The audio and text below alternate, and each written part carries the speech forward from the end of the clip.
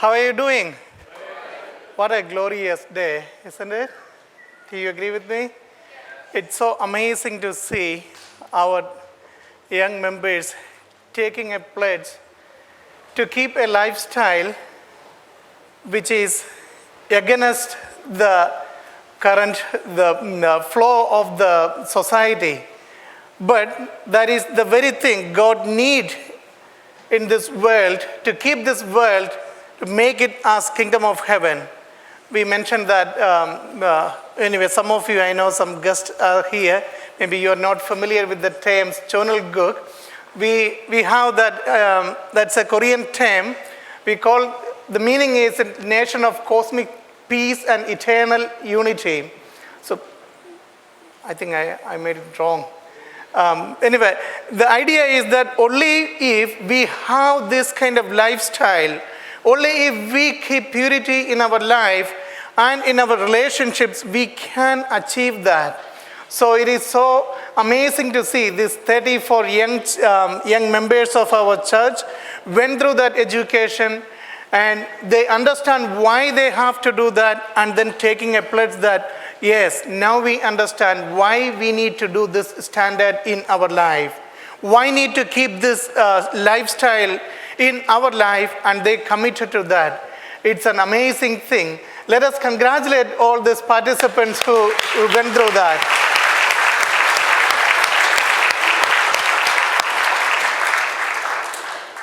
Not only for them, let us congratulate their family members, parents, and their brothers and sisters.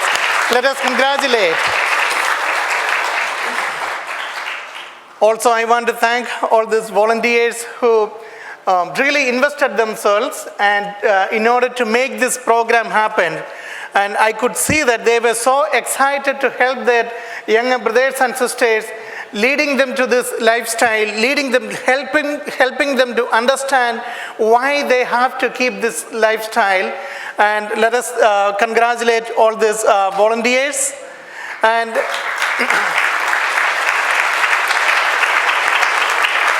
in fact, today, the MC announced some of the names of the volunteers, and not only them, we had many other people also helped, like Mrs. Eriko Endo, Mrs. Thor, and also Mrs. Mika Kim, and so many other volunteers. Many people came together. That's why we could do this program as a victorious, glorious program and helping our young children.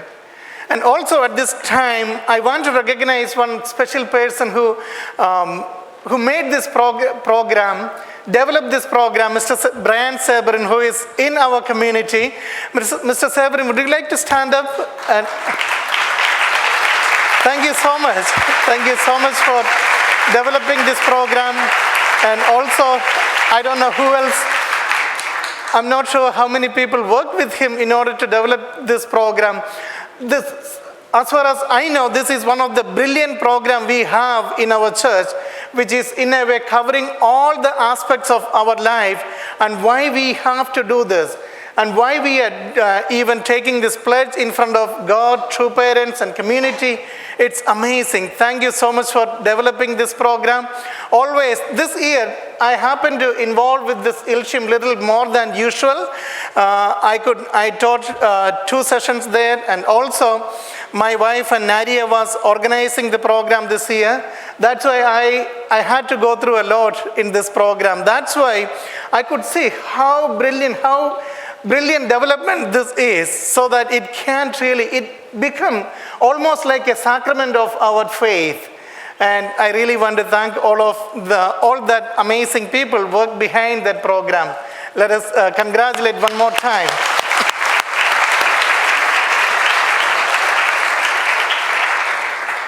So this Ilshim program, it became like a major milestone program of our faith tradition.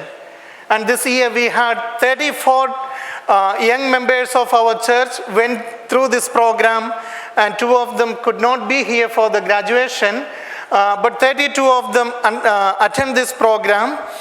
And these 32 young members took a pledge in front of God, in front of their parents, and in front of this whole big, large community that they will keep a certain lifestyle in order to maintain this principle we learn as a church in our community.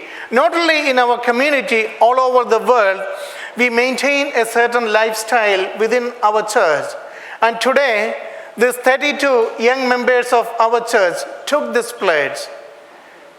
It was not just a private pledge in front of community.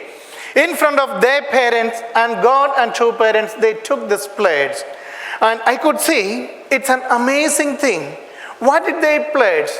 They pledged that they will abstain from all the substance abuses, and also they will maintain sexual purity.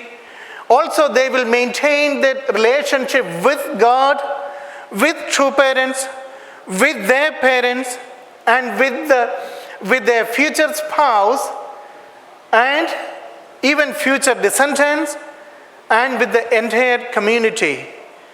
A relationship of purity, a relationship which doesn't have any stains in that relationship, a pure relationship. That's what they pledge. Thank you. And this pledge is a commitment towards their future spouse. At this point, they don't know who their future spouse is going to be. But they committed that until I meet that person, until I receive that holy marriage blessing from true parents, with the blessing of my parents, I'm not going to get into any kind of sexual relationship. And also this is their commitment towards their future descendants. The meaning of Ilshim is very, very simple. One heart. Just very simple meaning. But what does that mean? What is that really, what is in that which is allowing us to really keep going forward by maintaining this lifestyle? The meaning with this name is that they are becoming one heart with God. They are going to make a relationship of one heart with God, and that pledge they took is that now by taking this pledge, I am pledging that I will maintain a relationship of one heart with God, and a relationship of one heart with true parents, a relationship of one heart with their parents and with the community they are involved. That means their understanding about their own life is same as the expectation from God. God has a huge expectation from you, from all the graduates today. God is expecting something. And today you promise to God that my life, the entire future life, will be one with you. Your expectation and my expectation, my understanding about my life is same.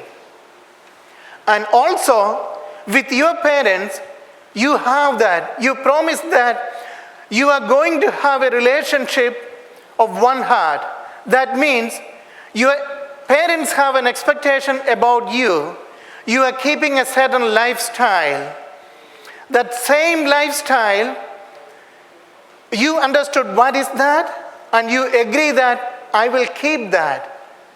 And again, with true parents, again, with our community, you are going to have that. Your community and your true parents have an expectation, and you understood what is that expectation, and then you pledge that I'm going to keep that. That is the whole thing about Ilshim ceremony and Ilshim education. In a way, Ilshim program is not just talking about a sexual purity. Of course, that is the final outcome of that. But this is a program we are helping our young members to maintain their relationship, maintain a pure relationship with everyone around them, with God, with their parents, with true parents, with the community. So Ilshim is all about relationship, how we can keep crystal clear, pure relationship. And today, you are here with your parents. And some of you are with your elder brothers or sisters because your parents are in big missions and they have to have, they could not be here. But I want to talk a little bit about your relationship with your parents as well as your relationship with your community. What is that, what is that we have committed today? Ever since we born, we are with our parents, aren't we? Our parents are waiting there when we are being born. Our parents are waiting, and when into the hands of your parents, you born. And then, ever since that time, they are giving you whatever the food, milk, and whatever medication and everything you need, your parents are providing you. And they are looking, oh, my child is getting bigger and bigger. Oh, my child is growing. And if you're not growing fast enough, your parents are worrying, oh, what is happening? Why my kid is not grown now? Last month, when I went to hospital, they weighed how many pounds usually after one month or 2 months? I don't know, maybe Rani knows. And then next month when you go back again, you want to see, parents want to see their kids little more than what they weighed, how long are they or how much they weighed. They want to see that growth. They are always together. If parents are away, kids cry, hey, mommy, I want milk, come, where are you? That kind of, they scream for their dad and mommy. And now, you are in your teenage years. This year, I think you become 13 this year now, aren't you? 13 or 14? And then you kind of started your teenage years. But one thing with the teenage years is that, we started growing and we are slowly becoming, and our body started changing, our emotions started changing. We even start feeling an attraction towards the opposite sex. And then, when these changes happen in our body, we have a tendency to become little bit more private. Oh, I'm changing now. I'm growing. And so, what is that happening in me? Maybe I should become maybe I'm growing, so I should be little bit kind of individual. Maybe I am a individual who should be separate from my parents, and I should have my own life. And in that way, when we started thinking that way, then sometimes we become a little bit more private. We started not to get involved with parents as much as before. And then sometimes this is the time we start getting more and more friends in our schools, and sometimes we even find out new friends, and sometimes we become more closer to friends than our parents and than our brothers and sisters. Do you think that happens sometimes in your life? How many of you, Jasmar talked about he has many friends invited him to Friday evenings to hang out with them. And so in a way, we enjoy hanging out with our friends more than our parents. That's okay. We have to do that. We have to have friends. But sometimes, when we come back home, we don't want to really report, we don't want to share everything. Most of the time, parents ask, oh, where were you? Then we say, oh, I'm okay, I was there, everything was okay. Then most of the time, parents ask more and more details. How you were doing? How are you doing? Are you okay? What did you do? Then, teenagers, most of the time, they don't want to share. Especially when something bad happens, They don't want to share at all. That's where actually problems starts.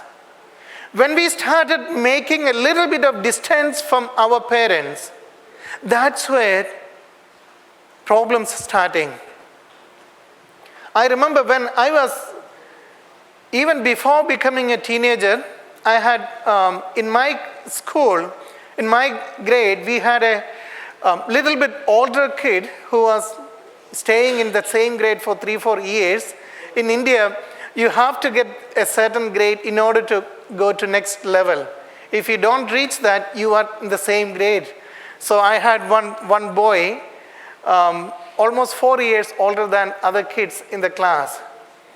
And for us, he was hero. And he know how to smoke. And he know so many things which we didn't know. He was teacher for us in many, many ways. In many things, many of those bad stuff, he was our teacher. And I remember one time, he took 2-3 of us. I forget what was that. I think it was 4th grade. I can't imagine. And then he's, I don't know from where he got cigarette. Maybe he stole from his parents or somewhere. Then he took 2 or 3 of our fresh people who get into that grade. He is an older one. He knows everything about that grade, about everything about teachers. And he took us in a little bit bushy area of our school compound. And he was trying to teach us how to smoke. And I remember all of us were coughing and coughing. Oh my God. Then he was kind of teasing us that, hey, you are silly boys, what are you doing? Look at me. I'm not coughing. You're not tough enough. Go away. And then he's not even going, chasing us away. He is keeping us there and trying to push us, do it again and again. I even remember that day I'm coming back home. I didn't want to go in front of my parents because I thought if I go there, my parents would understand that. As soon as I thought, anyway, when I was a child, I thought my parents can understand everything about me. And so I wanted to avoid them. I went to, I remember when I went there, my daughter was, my mother was there.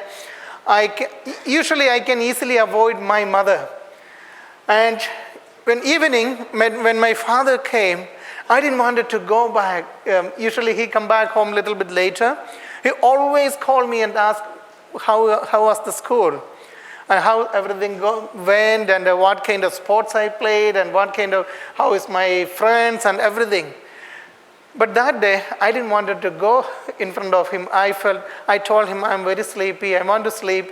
And then I didn't went back to my father, and I didn't say that. Because I was afraid that my father would find out, and he would scold me, or something will happen, or maybe I just want to avoid that. Anyway, my parents were very smart. They are always behind me, but somehow it came to their knowledge, and it was stopped there. But I remember my feeling of coming back. Not only that, every time when I did something bad in school, when I come back, I wanted to avoid my parents. I feel like maybe you have, I'm not sure you have that, you are going through such kind of thinking. The best thing you can do when you have something like that, talk to your parents. Your parents are the best people you can talk. And many times we think, I remember that boy used to tell us that if you talk to your parents, I will beat you up.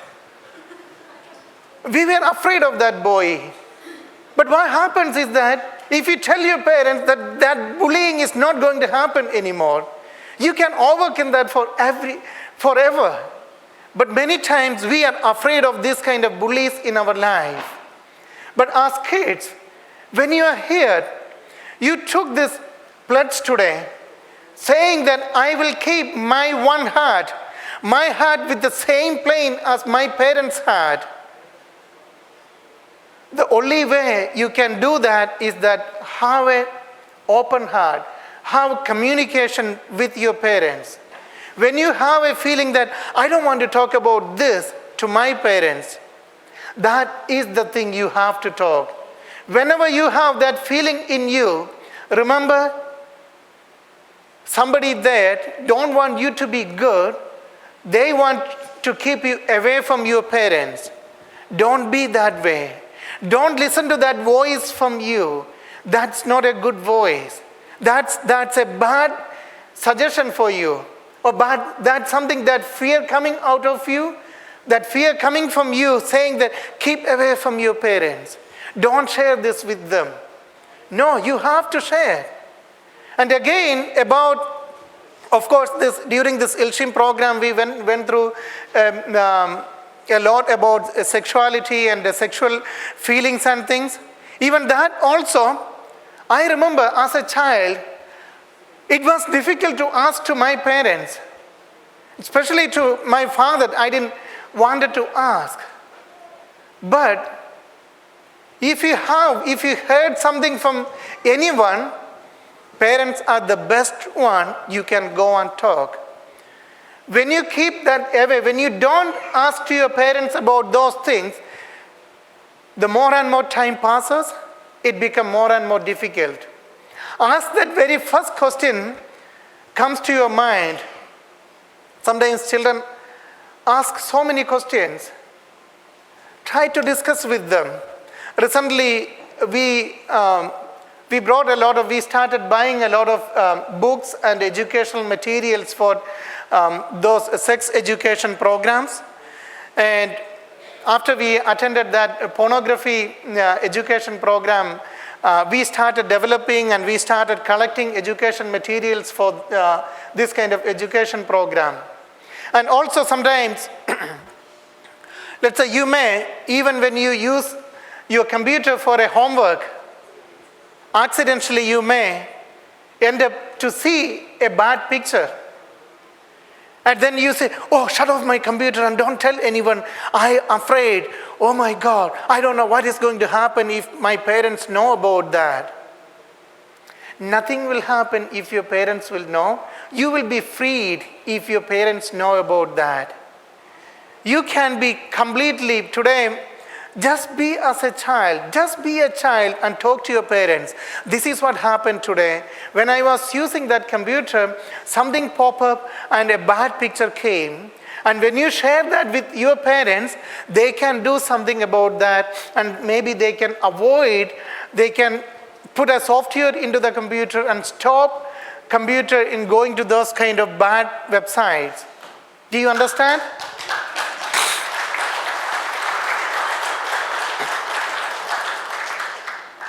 That can happen only if you talk to your parents. And this is not just, I'm not just telling to children.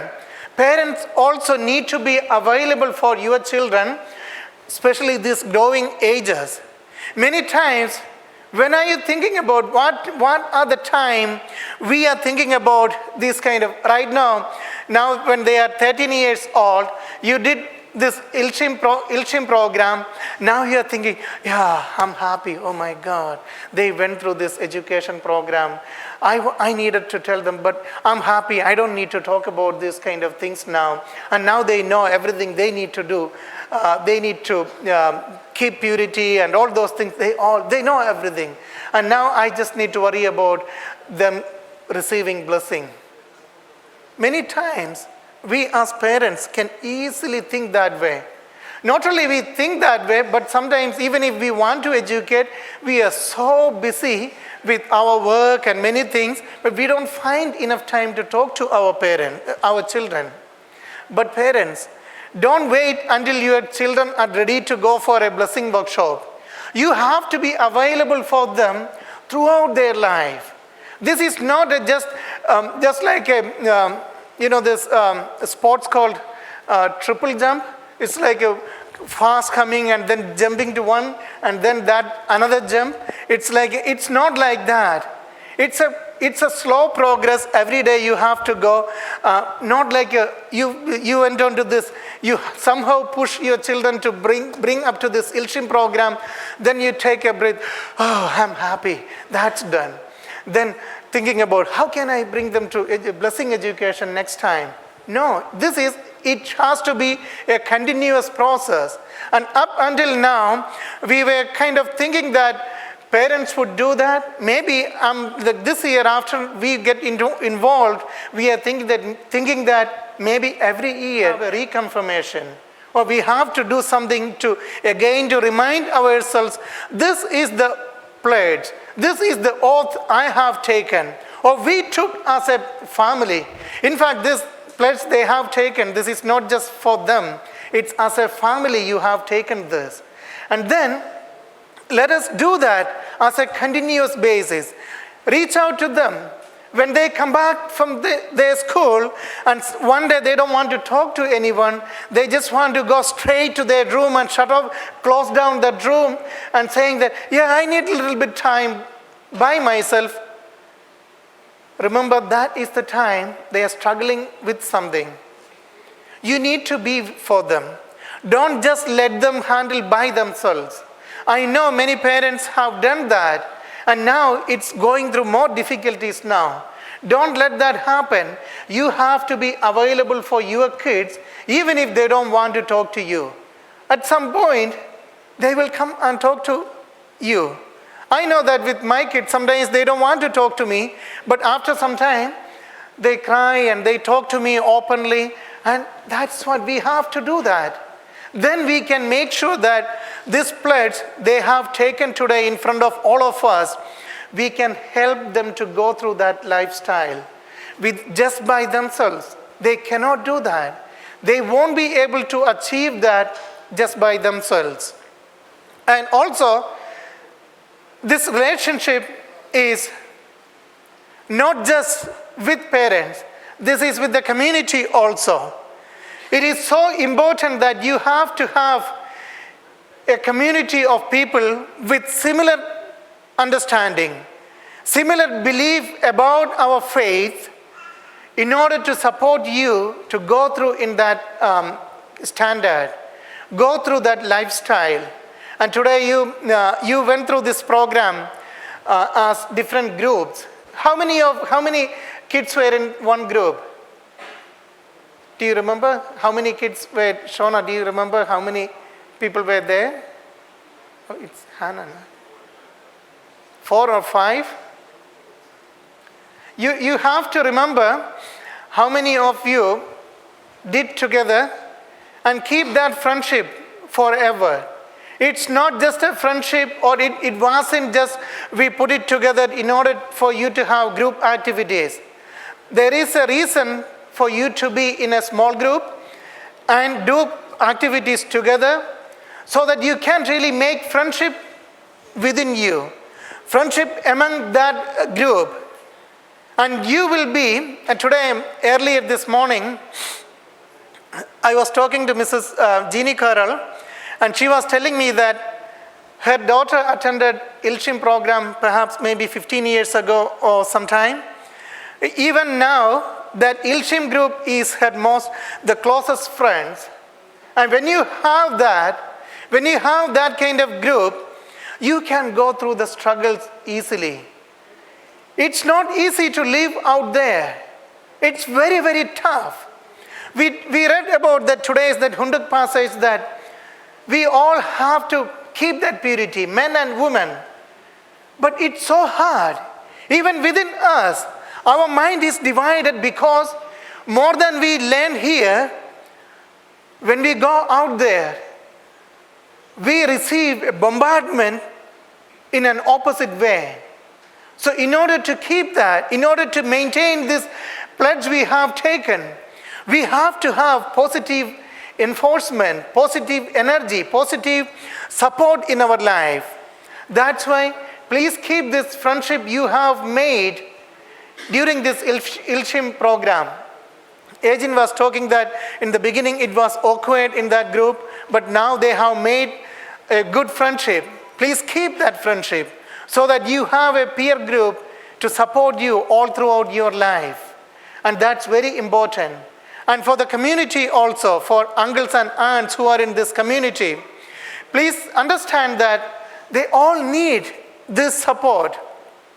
In order to show them that support, we really need to practice this lifestyle. I know we believe in that. I know we are practicing that. But this is not just that sexual purity. There is more than that. We have to practice that our pure relationship between husband and wife, pure relationship with our other fellow brothers and sisters, and with our children. And when our children see that, they can get encouraged. They can see that, yes, we are building that heavenly kingdom. We talk about Chonalguk all the time in our life, but here we are building that substantially. And today, during this program, you were promising that you will be a person to build that substantial Chonalguk, and let us build that all together. And today also I want to end today with that Bible passage in the reading.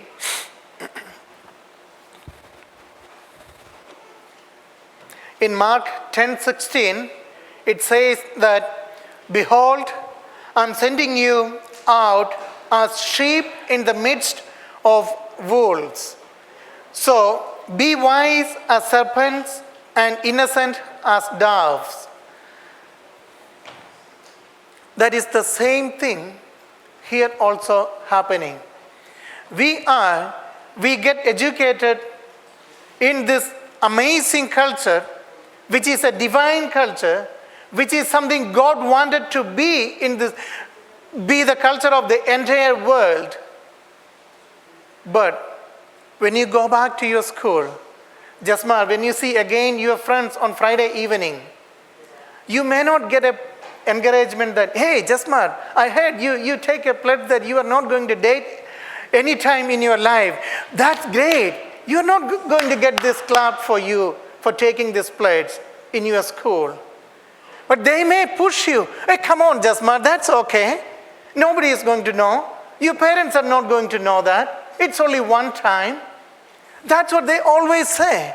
"Come on, let's have a party just one night, one evening, and just take just a little bit of wine or just a little bit of this. This one doesn't matter at all.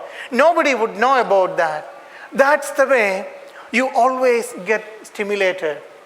I have seen with my own eyes that older people giving drugs to young kids. It's happening. Satan works through so many people. Satan comes in the forms of some of the people you may even know. Some people in your school, Satan get into their mind and their life and come to you as your friend. Be wise as a serpent. And in Bible we heard about like even serpent who knows what is wrong and right and wrong, but live a life as a pure dove. That is what we are. Then we can become totally free. We don't have to have that baggages in our life. We can go to a marital life without any baggages. And even if something already happened in your life, talk to your parents and forget that, give that up, everything, leave behind everything. Make a pure life from today onwards so that you can create an amazing family which will be the foundation of an amazing world which has everlasting peace and happiness. So let us really pray that as a community, that these children who has taken this pledge today, they will be blessed by God to keep this pledge in their entire life. And we will be there to support them. And we should. And that is the pledge we have taken today. And may God bless you. Again, congratulations to all the participants. Thank you so much. God bless you.